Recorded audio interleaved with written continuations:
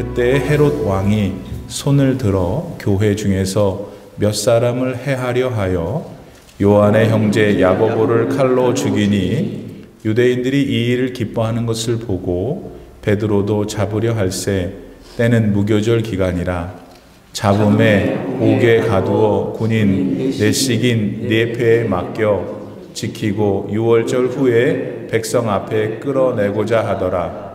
이에 베드로는 옥에 갇혔고 교회는 그를 위하여 간절히 하나님께 기도하더라. 헤롯이 잡아내려고 하는 그 전날 밤에 베드로가 두 군인 틈에서 두 쇠사슬에 매여 누워 자는데 파수꾼들이 문 밖에서 옥을 지키더니 호련히 주의 사자가 나타나매 옥중에 광채가 빛나며 또 베드로의 옆구리를 쳐 깨워 이르되 급히 일어나라 하니 쇠사슬이 그 손에서 벗어지더라. 천사가 이르되 띠를 띠고 신을 신으라 하거늘 베드로가 그대로 하니 천사가 또 이르되 겉옷을 입고 따라오라 한데 베드로가 나와서 따라갈새 천사가 하는 것이 생시인 줄 알지 못하고 환상을 보는가 하니라. 이에 첫째와 둘째 파수를 지나 시내로 통한 쇠문에 이르니 문이 저절로 열리는지라. 나와서 한 거리를 지나매 천사가 곧 떠나더라. 아멘. 하나님의 말씀입니다. 우리 인간은 누구나 하루도 빠짐없이 이름이라는 역할 가지고 살아가고 있습니다. 이 땅에 태어나는 그 순간부터 자신을 낳아주신 부모님의 아들이자 딸로서 역할을 시작하는 것을 시작으로 점차 시간이 지나 성장하면서부터는 학생으로서의 역할, 또 학교를 졸업한 후에 사회에 나가서는 지위와 직책에 따른 역할, 결혼 후에는 누군가의 남편 혹은 아내의 역할을 가지는 것 같이 다양하고 수많은 이름으로 불리게 되면서 살아갑니다.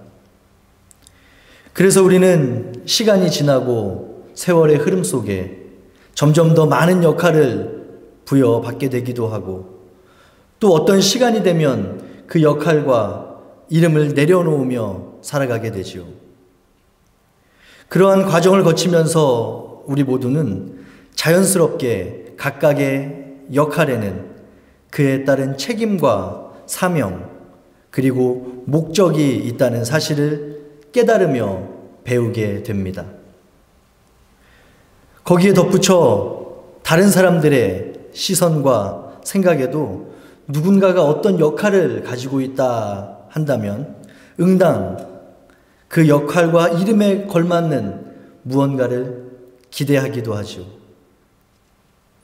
따라서 우리 모두는 비록 각자 가지고 있는 역할의 종류 그리고 그것을 인식하고 수행하는 것에 차이는 있을 수 있지만 모든 역할에 분명히 그에 따라 맡겨진 사명과 목적이 있다는 사실 또한 잘 알고 있습니다.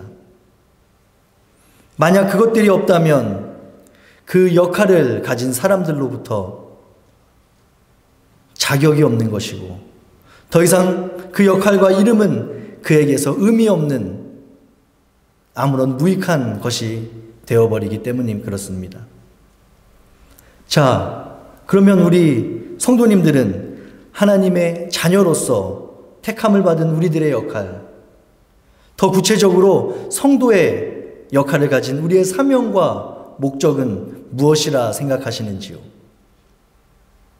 하나님을 사랑하고 부모와 이웃을 사랑하며 착하게 살아가는 것, 또는 교회에 빠지지 않고 나와서 헌금하고 봉사하면서 살아가는 것이 우리의 사명일까요? 누군가는 동의할지도 모르고 그 대답 역시 틀린 것은 아니지만 그것들이 우리의 사명 또는 목적을 나타내고 설명하기에는 충분하지 않다는 것이 사실입니다. 왜 그렇습니까? 그것들은 하나님의 자녀라면 당연히 따라오게 되는 긍정적이고 바람직한 삶의 모습 중 하나이기 때문에 그렇습니다. 사실 주님을 알지 못하고 주님을 믿지 않는 사람들 중에도 자신이 아닌 다른 사람을 아끼고 사랑하며 살아가는 사람들이 많이 있음을 우리는 경험을 통해 잘 알고 있습니다. 객관적인 시각으로 볼 때 하나님에 대한 신앙과 믿음이 없어도 너무도 착하게 이 땅을 살아가고 있는 사람이 많이 있는 것이 사실이며, 또 어려운 이웃을 위해서 자신의 재물을 사용하는 그 기부도, 그리고 진심을 다한 봉사도 하면서 칭찬받을 만한, 그래서 사회적으로 존경받을 만한 삶 살아가는 사람도 적지 않게 발견할 수 있게 되기 때문입니다. 이처럼 우리 인간의 눈, 육신적인 시선으로 바라볼 때 의미 있고 가치 있으며 숭고한 삶이라 생각되는 그런 일련의 모습들은 믿는 우리들 뿐만 아니라 주님을 알지 못하는 세상의 사람들 또한 충분히 자신의 삶 가운데 다짐하고 또 이루며 살아가는 삶의 목표 또는 목적이 될 수 있음을 우리는 발견할 수 있게 되는 것입니다. 그렇다면 세상의 사람들은 가지지 못하고 알지 못하는 사명, 그들과 구별된 하나님의 자녀의 역할을 가지고 있는 우리들만이 가질 수 있고 또 가지고 있는 진짜 사명과 목적은 무엇일까요? 예수님께서는 지상 대명령이라 불리는 마태복음 28장 19절로 20절 말씀을 통해서 우리에게 분명히 선포하고 계십니다. 그러므로 너희는 가서 모든 민족을 제자로 삼아 아버지와 아들과 성령의 이름으로 세례를 베풀고 내가 너희에게 분부한 모든 것을 가르쳐 지키게 하라. 볼지어다 내가 세상 끝날까지 너희와 항상 함께 있으리라 하시니라. 할렐루야.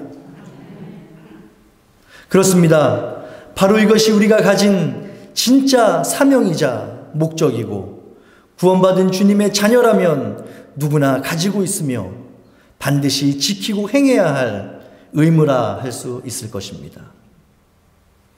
사실 오늘 본문의 말씀은 제가 굳이 자세하게 설명하지 않아도 될 만큼 우리 성도님들 잘 아시고 이미 많은 설교를 통해 접하셨던 아주 유명한 내용을 담고 있습니다. 따라서 복음 전파를 위해 애쓰던 그 베드로가 감옥에 갇히게 되었지만 하나님의 신비하고 놀라운 인도하심 가운데 초자연적인 사건, 감옥의 문이 열리는 신비한 경험을 했다라는 오늘 본문의 표면적이고 가시적인 사건에 집중하기보다는 조금 더 우리의 시야를 넓혀서 오늘 본문의 상황이 펼쳐지게 된 앞뒤 전후의 맥락, 그래서 예루살렘을 넘어 온 땅으로 주님의 복음이 확장되기 직전에 있었던 당시의 상황과 배경 속에서 오늘 본문 베드로 감옥 탈출의 이적이 지니고 있는 본래의 의미를 찾아보면서 당시의 성도들과 오늘 우리에게 말씀하시고 교훈하시고자 하는 주님의 음성이 들려지기를 소망합니다.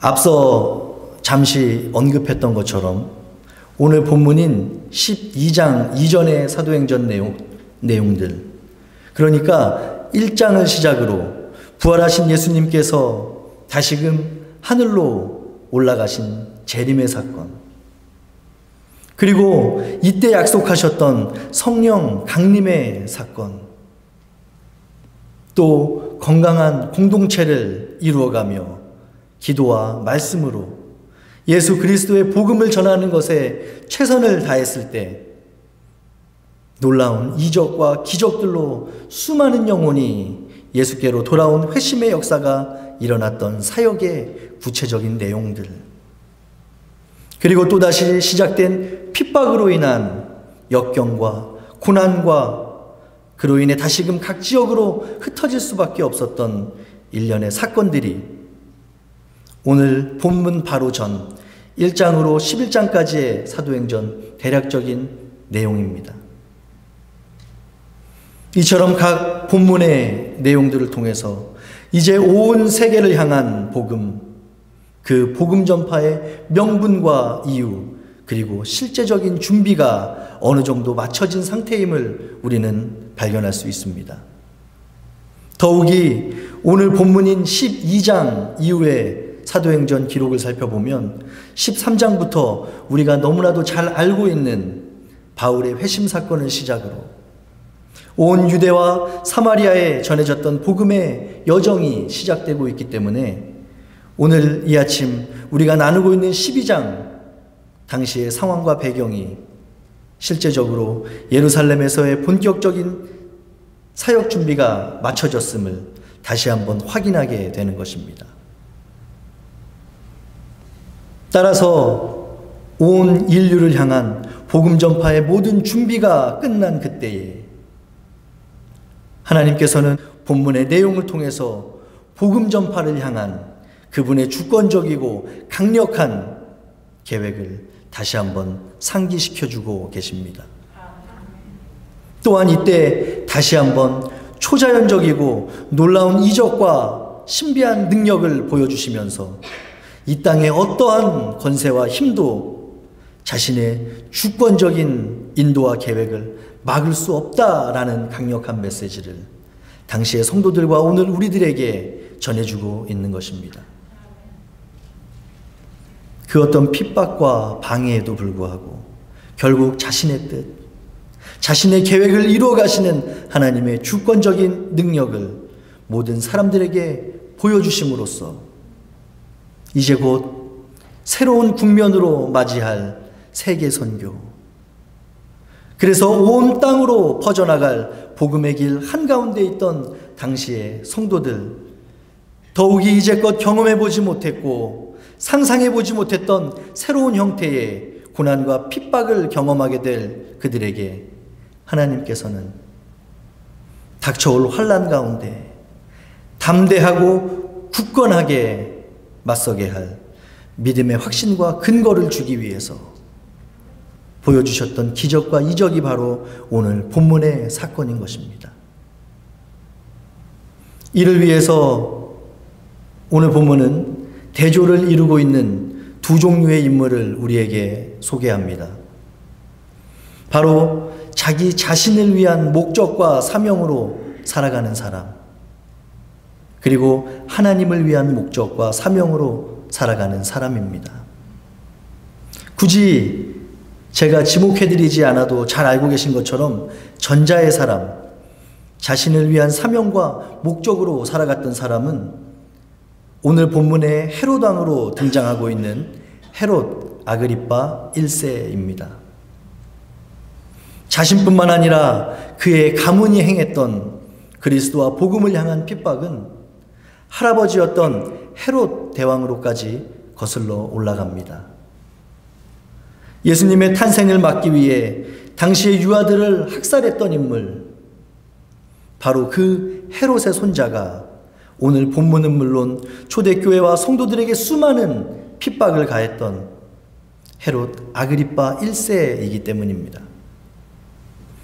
따라서 예수님 탄생 이전부터 초대교회사 전체에 걸쳐 헤롯이라는 이름과 그 가문의 의미는 그리스도와 복음의 가장 적대적이었던 힘과 능력, 즉 하나님 나라와 대비되는 악한 나라, 타락한 세상의 권세를 상징하는 것으로 볼 수 있는 것입니다. 따라서 오늘 본문을 살펴보면 그가 이미 요한의 형제 야고보를 칼로 죽였을 뿐만 아니라 그것을 지지하는 유대인들의 환호에 베드로까지 잡아서 죽이려는 계획을 세우고 실행했다는 사실, 그리고 20절 이후의 말씀들을 통해서 사람들과 하나님 앞에서 그가 얼마나 악랄하고 교만한 사람이었는지를 우리는 성경의 기록을 통해서 발견할 수 있게 되는 것입니다. 자신에게 잘 보이려는 사람들의 칭찬과 환호에 눈이 멀어 유대인의 왕으로서 마땅히 하나님께로 돌려드려야 할 그 영광을 가로챘던 헤롯. 하나님보다 사람들의 칭찬과 환호와 함성에 젖어 자신 스스로가 하나님의 자리에 차지했던 그의 최후는 12장 23절에 기록된 벌레에게 먹혀 죽게 되는 비참함, 무서운 하나님의 심판이 있었다는 사실을 우리는 기억해야 하는 것입니다. 자신의 정치적 입지와 인기와 안위를 위해서 불의를 저지르면서도 그것이 잘못인지조차 깨닫지 못했던 헤롯을 보면서 오늘날 오로지 자기 자신만을 위한 목적과 사명으로 이 땅을 살아가고 있는 사람들의 모습이 그 위에 겹쳐지는 것을 발견하게 됩니다. 하나님을 알지 못해서, 아니면 하나님을 안다고 하면서도 우리 인생의 진정한 목적, 또한 피조물인 우리가 창조주 하나님으로부터 받은 사명을 부정하거나 잊어버리고 이 세상에 믿을 것은 오직 내 자신뿐이야. 내가 수고하고 애쓰는 모든 목적과 이유는 내 안위, 내 행복, 내 즐거움이라고 말하며 행동하는 모든 것들, 내가 가진 모든 것이 나의 노력으로, 나의 잘남으로, 나의 능력으로 얻게 되었다 생각하는 모든 것들,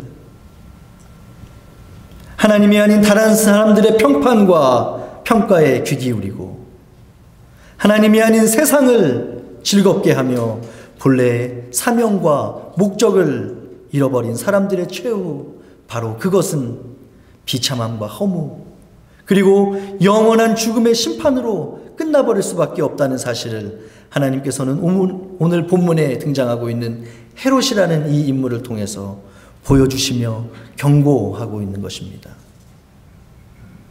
한편 오늘 본문은 그러한 헤롯과 대조되는 인물로 하나님을 위한 목적과 사명으로 살아갔던 사람들, 야고보와 베드로를 등장시키고 있습니다. 이 부분의 내용을 잠시 요약해보면 오늘 본문은 당시 교회를 핍박했던 헤롯 왕의 명령으로 인해 복음 전파자였던 야고보가 칼로 죽임을 당해 순교하게 되었음을 우리에게 알려주고 있습니다. 그런데 이 사건 후에 나타나게 된 당시의 상황들, 그러니까 예수 그리스도와 교회를 부정하고 비난하며 핍박했던 유대인들이 기뻐하고 환호를 하는 것, 그 광경을 목격한 헤롯은 야고보를 죽이는 것으로 자신의 불의를 멈추지 않습니다.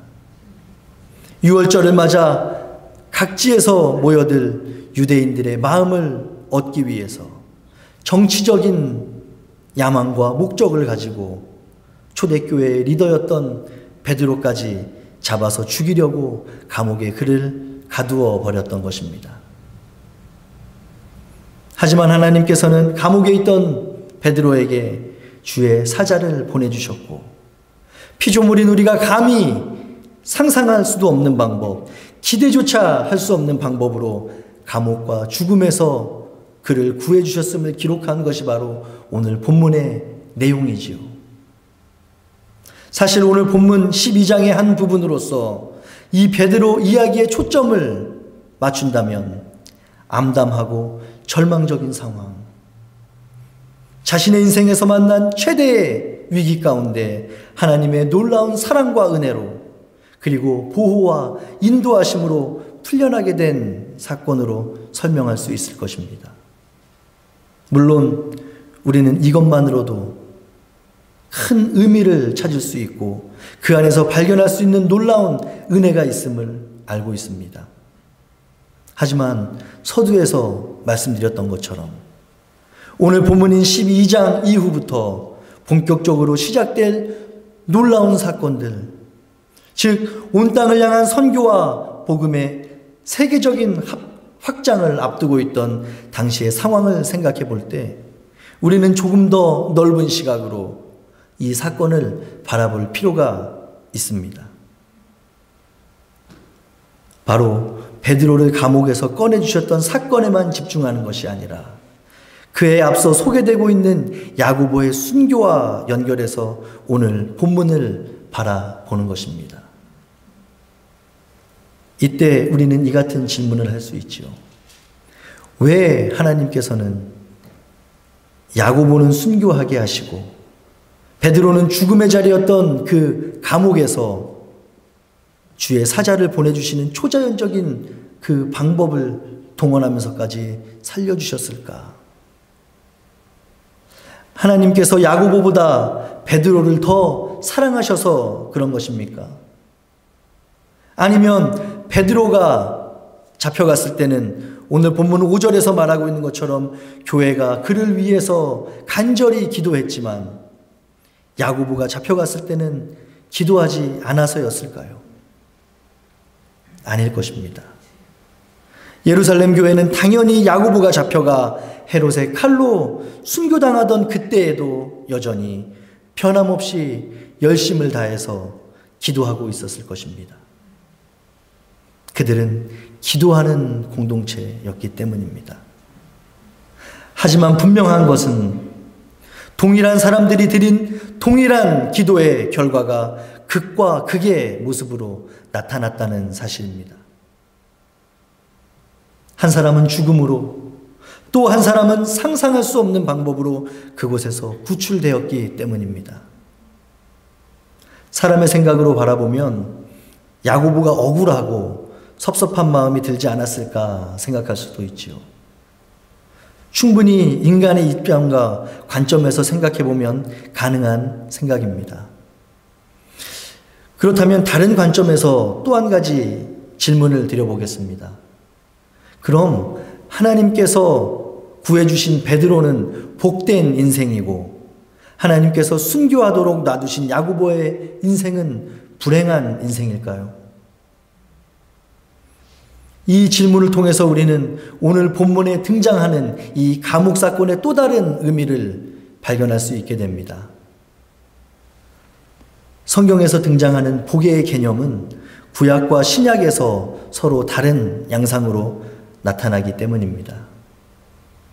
전부는 아니더라도 구약시대에서 말하는 복이 일반적으로 많은 사람들이 생각하는 그 복의 의미와 가깝다면 오늘 본문의 배경이 되고 오늘날 우리가 살아가는 신약시대의 복은 인간의 기준으로 볼 때 더 이상 육신적인 것에만 머무르지 않습니다. 예수 그리스도를 통해 이루어진 새로운 언약의 관점, 새로운 약속의 관점에서 볼 때 성경에서 말하는 복, 우리가 성도로서 추구해야 할 진정한 복의 모습은 하나님께서 원하는 시기에 원하시는 방법으로 사용되는 것이기 때문입니다. 따라서 오늘 본문에 등장하고 있는 야고보와 베드로라는 이 두 사명자는 이 같은 주님의 진정한 복을 깨닫고 날마다의 삶 속에 늘 그것을 경험하면서 살아갔던 사람들, 자신이 받은 사명과 목적대로 살아가던 사람들이었습니다. 주님 말씀 전하며 자신의 사명 다했던 야고보, 그리고 아직 주님 계획하시는 목적이 남아있어서 이 땅에 남겨주셨던 베드로, 비록 인간이기에 혹 당시에는 주님의 섭리와 계획 모두를 알지 못했을 수도는 있지만 분명한 사실은 그가 인간의 생각을 뛰어넘어 자신의 방법으로 모든 만물을 운행하시는 주님의 계획과 섭리 속에 제대로 쓰임받은 진정한 복, 그 참된 평안을 누리고 있었다는 사실입니다. 그렇다면 다시 한번 질문 드립니다. 하나님께서 구해주신 베드로는 복된 인생이고 하나님께서 순교하도록 놔두신 야고보의 인생은 불행한가요? 이 질문 가운데 우리는 온전히 하나님을 위한 사명과 목적으로 살아갔던 야고보와 베드로 사이에 유일한 다른 점을 찾는다면 그것은 하나님께서 자신의 계획 가운데 그들을 사용하기 원하셨던 때의 차이, 그 시간의 차이밖에 없다는 사실을 깨닫고 고백할 수 있는 저와 우리 성도님들이 다 되시기를 소망합니다. 그래서 우리 올림피아 하나장로교회 모든 성도님들께서도 하나님의 뜻을 이루기 위해서 필요한 그때에 우리가 그분께 제대로 쓰임받기 위해 최선을 다해 준비하면서 살아가는 진정한 그리스도인의 삶, 그 참된 복을 누리며 살아가게 되기를 예수님의 이름으로 축복합니다. 말씀을 정리하도록 하겠습니다.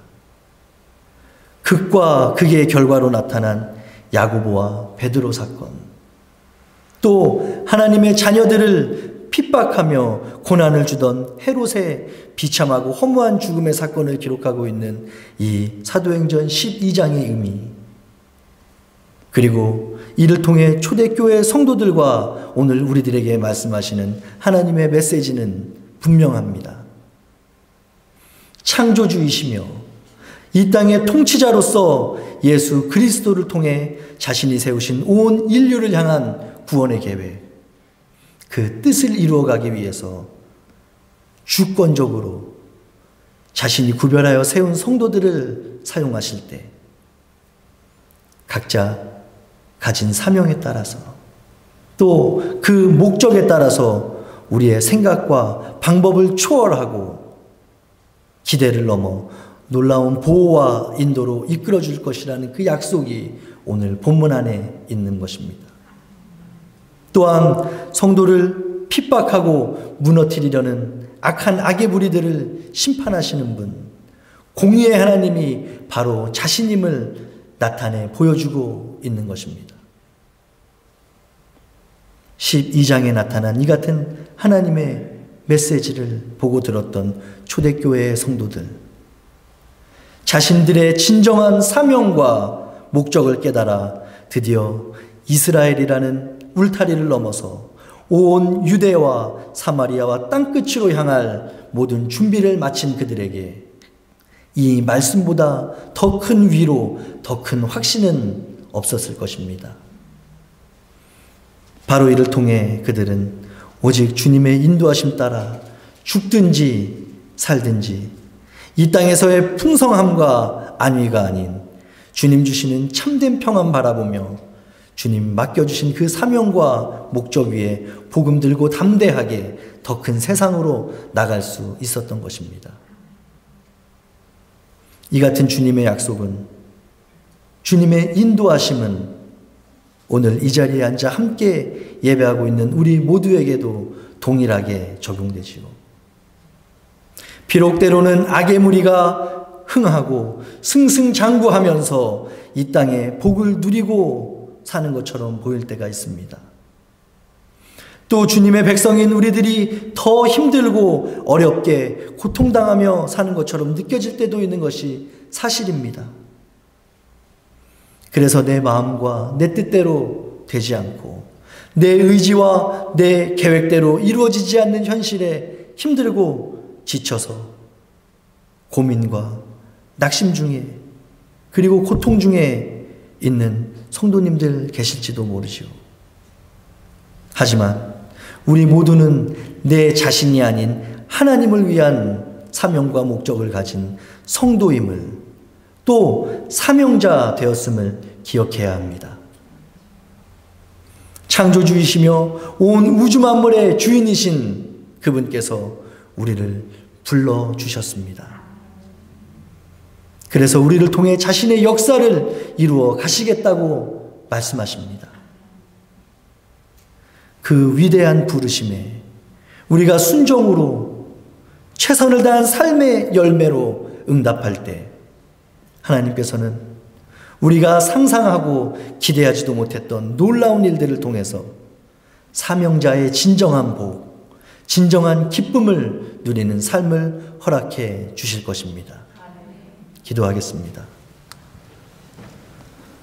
허무함과 비참함으로 끝나버릴 수밖에 없는 우리 인생에 친히 찾아오셔서 영원한 생명, 구원의 복된 소식을 누리며 전하는 삶, 가치 있는 인생으로 바꾸어 주시고 주님의 자녀로, 사명자로 이 땅 살아가게 하여 주신 주님 감사합니다.